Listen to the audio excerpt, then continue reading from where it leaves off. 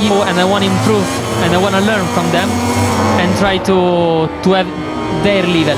Then what these levels bring to us, or where we can arrive, I don't know. The best Grand Prix motorcycle that's ever been. The performance to improve as much from the 23 to 24. But have you got an idea from the factory about the areas that they're looking to improve for next year? I think this is a really difficult thing to do. They are trying to improve the areas not from our bike, but improve the areas where we miss comparing the other manufacturers. I think there are some manufacturers that they are a little bit better comparing us in the middle of the corner.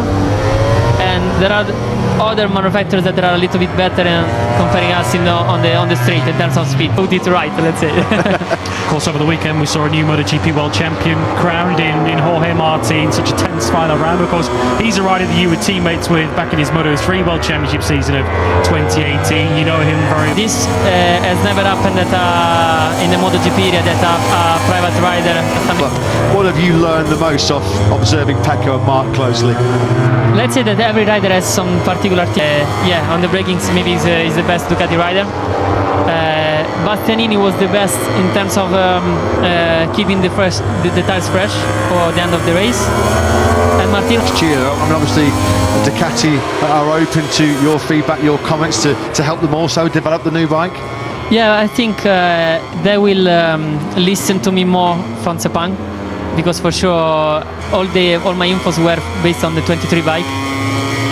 And they said to me that already the 24 bikes have what I was asking for from the 23. So I think from Sepang they will start to follow me more about the direction of the bike.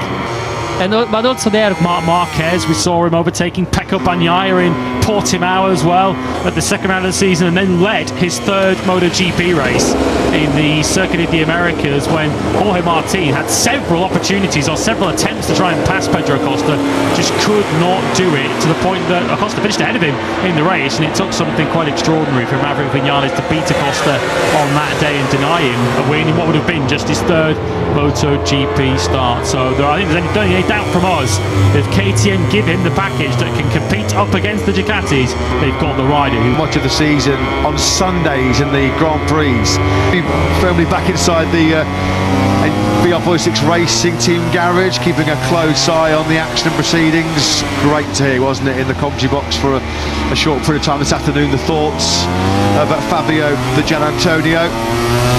As he mentioned, it must have been really difficult for him to have walked away.